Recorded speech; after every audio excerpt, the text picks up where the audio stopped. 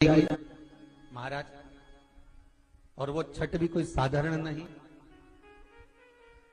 जिस छठ माता का स्मरण स्वयं भगवान कृष्ण के पुत्र सांब ने किया, जिस छठी माता को स्वयं कार्तिकेय जी को दिया गया, पूरा विश्व, हमारे बिहार साइड के जितने भगत लोग होते हैं, आज से व्रत का क्रम प्रारंभ कर देते हैं। महाराज, please like, share and subscribe the channel and press the bell icon for new notification of videos. 36 घंटे का ये व्रत रहता है छठ का। स्नान, खाना, दूसरे दिन फिर वही क्रम में पूजन की तैयारी, भूखे रहना, सूर्य को अर्घ देना, उगते को डूबते को,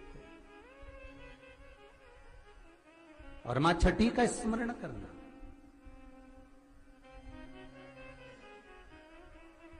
और ये कोई साधारण सा महीना नहीं है कार्तिक का महीना। जिस कार्तिक के महीने में माता लक्ष्मी का हम स्मरण कर रहे हैं, कार्तिक के महीने में गणेश का स्मरण कर रहे हैं, माता सरस्वती का स्मरण कर रहे हैं, भगवान शिव का स्मरण कर रहे हैं, ये वही कार्तिक का महीना है जिसमें भगवान शंकर और भगवान कृष्ण का, भगवान नारायण का मिलन हुआ था। अभी जो कार्तिक पूर्णिमा आएगी उसके एक दिन तेरे हरिहर मिलन आता, वैकुंठ चतुर्दशी।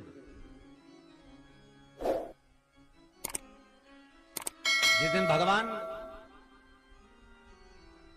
कृष्ण को, नारायण को, ठाकुर को बेलपत्र चढ़ती है, और भगवान भोले बाबा को, भगवान शिव को तुलसी का दल चढ़ता है। दोनों का मिलन हुआ था, हरिहर मिलन, वैकुंठ चतुर्दशी। और हमारे शिव महापुराण में इसका बड़ा महत्व है, क्योंकि संपूर्ण समय में, पूरे वर्ष भर में केवल एक दिन ऐसा होता है जिस दिन भगवान शंकर पर तुलसी का दल चढ़ता है, और संपूर्ण समय में एक दिन ऐसा होता है जब ठाकुर जी पर बेलपत्र समर्पित होती है।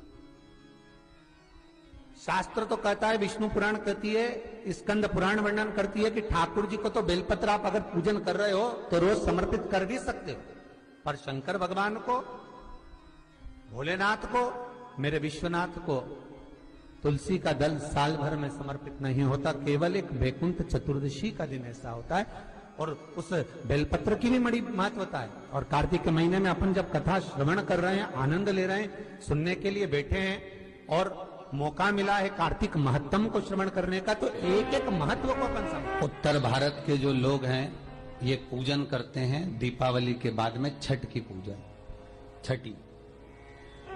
बिहार साइड में, यूपी साइड में, इधर सबसे ज्यादा पूजन होती है छठ की। कौन सी माता है ये छठ? है कौन सी माता छठ? जितने लोग पूजन कर रहे हैं उनको भी ज्ञात नहीं है कि ये छठ की पूजन होती क्यों है, ये माता है कौन सी। ये छठ माता कोई दूसरी नहीं है, कार्तिकेय जी की धर्म पत्नी देवसेना है, जिसकी पूजन होती है छठी के रूप में। उगता सूरज और डूबता सूरज का अर्घ होता है। सबसे पहली छठ पूजन किसने करी थी? भगवान कृष्ण के पुत्र सांब ने करी थी। सांब पुराण कहती है सबसे पहली छठ पूजन, क्योंकि सांब का शरीर बेकार हो गया था। भगवान कृष्ण की शरण में सांब पड़ गया, पिताजी आपने मुझे श्राप दिया है, क्योंकि गलत भाव हो गया था, गलत दृष्टि हो गई। भगवान कृष्ण के पास में जामवंती जी बैठी हुई थी, तो सामने आकर कहा, पिताजी मुझसे गलती हो गई, बहुत बड़ी गलती, क्षमा कर दीजिए। भगवान कृष्ण ने कहा, तुम सूर्य की आराधना करो। सूर्य की आराधना करी तो सूर्य कहते हैं तुम इंद्र की पुत्री देवसेना की आराधना करो।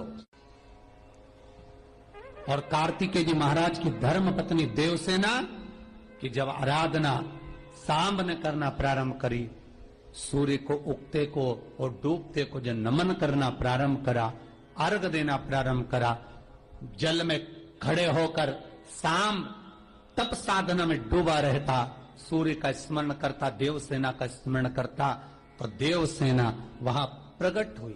देवसेना ने कहा मैं भगवान की छठी कला हूं,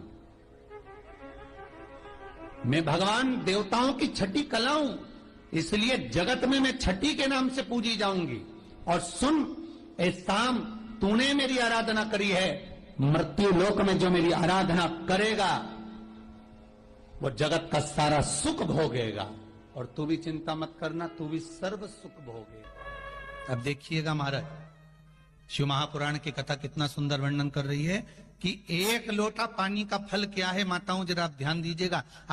कई लोग कहते हैं गुरुजी आप पुरुषों को तो कहते ही नहीं हो कि एक लोटा पानी चढ़ाओ, कि पुरुष लोग मंदिर जाएं, कि पुरुष लोग भगवान शंकर का आराधना करें, पूजन करें। मेरा आप सबसे निवेदन है, इस व्यासपीठ से हमने कभी ये नहीं कहा कि माताओं आप जल चढ़ाओ, कि पुरुष आप जल चढ़ाओ। हम तो निवेदन सबके लिए करते हैं कि आप सब मिलकर, गला पकड़ रहा है बाबू, आप सब मिलकर आप शिव की आराधना करिए, आप सब मिलकर भगवान शंकर का आराधना करें। एक लोटा पानी, चाहे पुरुष हो, चाहे स्त्री हो, चाहे बच्चे हो, चाहे युवान हो, चाहे बड़े हो, वो जल शिव को समर्पित करें, शंकर को जल समर्पित करो,